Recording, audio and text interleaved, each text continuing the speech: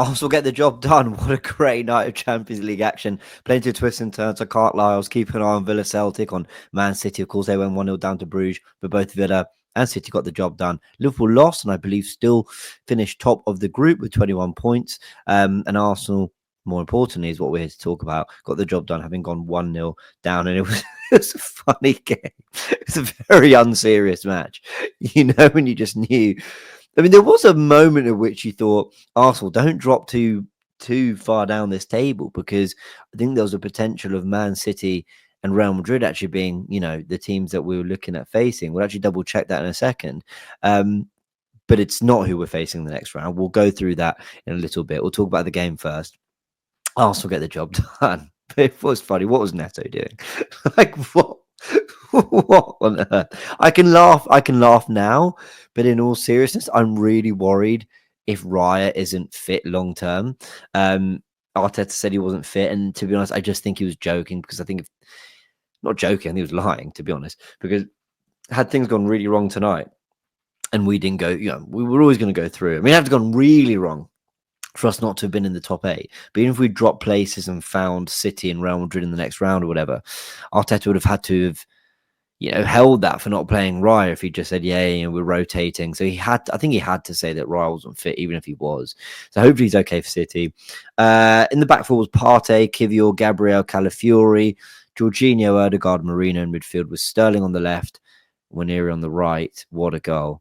And Trossard up front. So let's go through the game. I mean, basically, I actually thought we played well throughout the 90. I've got to be honest. We were on the ball. Calafiori scores, but he's offside. He's the best finisher at the club right now. And I just thought we had all the territory. They had a few moments, but the big one was basically Danjuma dancing through our team a few times. And then when he is put through on goal, played onside by Calafiori. What is Neto doing? He rushes so far out his line that he's actually out his box. And then when Danjuma strikes it past me, he's dived. I mean, we're lucky it went in the back of the net, because if it didn't, we're a goalkeeper light. We don't have Raya to bring down. It'd been a red card. So he's done an absolute shocker there, Neto. I don't know what he's thinking. He gave the ball away earlier. I think he slipped or something. So it's a bit of a shocking debut from him. I mean, we had a few nice saves that were straight at him, but yeah, it wasn't good enough. I mean, Raya being fit has probably been a blessing that we've just taken for granted this season. I mean, we need to get a legitimate second goalkeeper in at this club.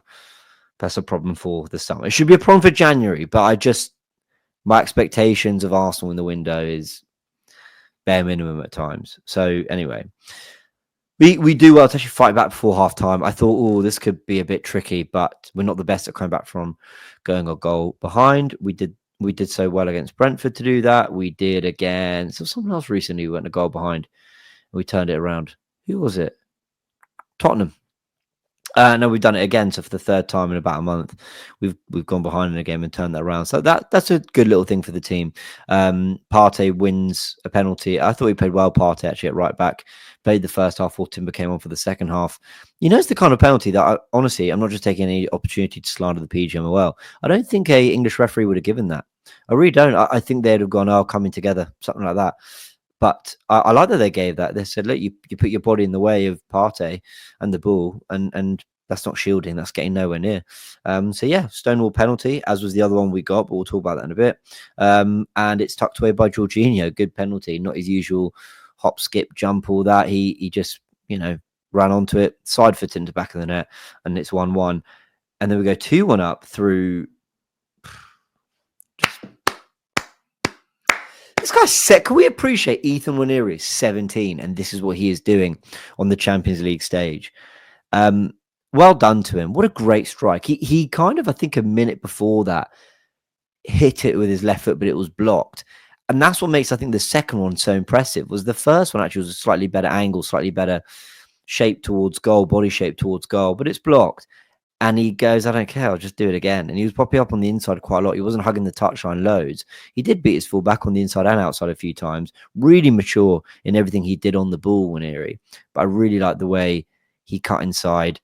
And then again, he's got to really swivel to get that strike at goal. It is absolutely brilliant. Second goal we've seen him score like that this season. And it puts Arsenal 2-1 up. I thought he was sensational. And I really think the future for Arsenal in terms of the forward position has to be get the striker you absolutely want, whether it's Watkins or whoever, Watkins doesn't look like it will happen because of this Duran stuff, but everything I said in the live earlier remains true. I believe, as at the time of recording, even though he's set for a medical John Duran, it's not completely set in stone that they are going to choose Duran over Boniface. I'm just getting a load of tweet notification. Let me just check there's no big news coming through. There isn't. Okay, fine. I thought there was. Anyway, so back to it. I think you get the strikey one. Then Nwaneri is your backup to Saka. So you go Saka, Nwaneri, Watkins or insert striker with Havertz. And then you go Martinelli or Trossard with a new left winger. I think that's got to be how the next two windows, including this window, shapes up our front three. And I think you've got some really good options there, some really good variety. And I think you then build with midfielders. Yeah, Nwaneri can play in midfield if really needed, but I think you build with the likes of Nipans, Mendy coming in, hopefully, and others. So I like how that could be shaping up, but let's not get ahead of ourselves. But what a great strike from Nwaneri. People have been comparing him in profile. Before Liverpool fans think we're doing too much, but in profile to Coutinho, I think it's a really good description, because Coutinho could play in that midfield three, but it's about that quality he had in the final third. I never felt that Coutinho could like get on the ball and run a game of football. I mean, he could because he was so talented, but it wasn't his thing to sort of just sit at the heart of the team and just, you know, just keep the ball, dictate the tempo, blah, blah, blah. He could run a game through how terrorizing was in the final third, centrally, left, right, whatever it might be. And I think Nwaneri is going to be that kind of player. So well played. What a really, really great goal. I mean, it's a special moment for him. So fair play. I love that with Lewis Skelly having his moment recently. Forget the red card stuff, everything before that. It's good to see that Nwaneri's now having his moment. The two of them are just like both trading plaudits, and it's really good to see. They then have a goal disallowed for offside, and the semi-automated offsides that someone explained to me on Twitter. I don't know if this is true, but apparently it's to do with the fact that Adidas own the technology. And so the Premier League using Nike footballs aren't set up with the Nike ball to use that technology, something like that. I don't know if that's true, but apparently that's what someone said on Twitter. I've got no idea if that's true, but if you can confirm that, let me know in the comments below.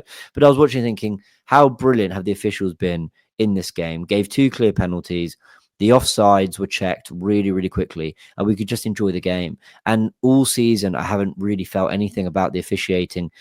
I don't know who the official was today. I don't know what he looks like. Jenny, if you asked me to describe him, I couldn't tell you how he looked, what he looked like or anything, because we just didn't talk about him. He wasn't a factor, and he made big decisions. Like the officials had to make big decisions tonight, but it was just done so seamlessly. And I think it's just a message and a reminder to everyone of how officiating can be not perfect, but significantly better. And yeah, I just thought I was evidence of that tonight. Raheem Sterling is the last person I want to just talk on quickly. Look, I actually thought he was better tonight. I really, really did. He wasn't great, but I think off the left he looks a lot more comfortable. But I thought he was fine. I thought he was quite good. He beat his fullback quite a few times. Went on the inside, went on the outside, showed some real bursts of pace. He missed the penalty. That can happen. You know, he picked out a corner. I don't think it was a terrible penalty. It wasn't great. It's just one of those. You know, it's a shame it's not happened for him, but we know where we want it forward. We know that Trossard and Martinelli are in better form on the left, and we know that Nwaneri is doing his thing on the right till Saka's back. He's quite literally like third in line to both the left and the right. But with the injuries we've got, he's just having to come in and do a job right now. I genuinely thought it was fine. I wish he'd scored that penalty, but he didn't. So yeah, on we go. Just keep at it, Raheem. Even if we have to keep playing you, just keep giving you all. Hopefully something goes for you, and maybe that kickstarts a little something for you. Right, let's have a look at the league table then. So a reminder that Liverpool won it with 21 points, losing just the one game. So if they won tonight, they would have won 8 out of 8. Is that right? I mean, that's extraordinary, because they didn't win, did they? Liverpool FC, just checking. Yeah, they lost. Okay, well, Barcelona, we targeted Barcelona, just goal difference letting us down a little bit there, but look at the amount of goals they've scored. But look at the little we've conceded. Arsenal and Inter, I mean, that is absolutely extraordinary return in terms of goals conceded. And we saw at the San Siro how difficult it is to score against them. Atletico, Leverkusen, Lille, and Villa with that win. Huge congrats to Villa, man. Huge congrats. I know Watkins missed a few chances, missed the pen, but he did score in the 60th minute. And well played. You know, first year back in the Champions League, finishing the top 8 is some doing. We then see Atalanta, Dortmund, Real Madrid, Bayern, AC Milan, PSV, PSG, Benfica, Monaco, Brest, Feyenoord, It's Micah Richards who's ruined that for me. Feyenoord, Juventus, Celtic, Man City, Sporting, and Club Rouge all make the top 24. So let me show you this. This on the official Champions League website shows us that Arsenal, finishing third, will face, as we can see here and here as well, 20th or 19th will face each other. How does this work? This is what I find confusing. If anyone can explain this to me, let me know. How's it decided if it's... I mean, it must be a draw. Okay, I tell you what, it must be a draw, isn't it? It's going to be one of... I get it. Right, so one of 19th or 20th will face one of 13th or 14th. It's not 13th versus 14th. One of 19 or 20 will face one of 13 or 14, who will face one of 3 or 4. And then the draws that come out, the ones that don't, will be on this side of the draw. So, taking us back to that means that... So, it could be 13th or 14th. AC Milan, PSV... AC Milan or PSV will play Feyenoord or Juventus. And then we will find out who's drawn, what side we're drawn on, and then who we play. So AC Milan, PSV, Feyenoord, Juventus. There we go. That is what's next for Arsenal in the Champions League. Get busy in the transfer window, get some players in. Any more news, we will obviously keep you up to date. Not much more to say on the game. I will be doing player ratings via shorts. I was going to do one today, actually. It was going to be my first one. But I can't lie. I wasn't watching the game closely enough. It wouldn't be fair of me to go rating the players, having had an eye on Villa, having had an eye on Man City and all that. It was a bit of a Champions League marathon tonight. But I've enjoyed it. Overall, the format, it's all right. Like, I think... For those saying it's definitely better than what we had before in the groups, and others saying it's definitely worse, however you say, I think there's pros and cons to both. We've got a really exciting final day. I hear that. I love that everything we're doing is kind of impacted by others. What we're doing is impacting others too. I really like that. I mean, for example, we haven't once played Atletico Madrid or Leverkusen, but our results are impacting them. So I like that element of it. I like that Real Madrid, Bayern Munich, Man City, Juventus, AC Milan, they're going to be put through a round of qualifiers. That's going to be exciting, and they deserve that because they've not been good enough. I think in the groups, they probably would have found a way to come through that. So I love all those elements. I also love that, those worst teams aren't dropping into the Europa League. I think that's a big thing. But I still think we lost basically the first 6 games of any genuine excitement. And this is 2 extra games for the teams. Is it really needed? I'm not so sure. But it's all right. It's all right. There's genuine pros and there's cons to it. But I think the qualifiers will tell us a lot about how interesting that is too. All right, everyone, we'll leave it there. Big thanks for joining. Hit the like button. Go check out the live stream we did on Ollie Watkins if you want my thoughts on those links and the £60 million bid that we supposedly made. And yeah, well done, Arsenal. I spent the last week's match report saying more about this, but we've navigated the Champions League format really, really, really well. And for all our struggles this season in the league and other cup competition, whatever, I think the Champions League effort is something we could be really, really proud of. Let's build on it by having a good transfer window, an end to the transfer window, and getting ourselves in a good position to maybe do something special that we've never done before. All right, everyone, catch you in a bit.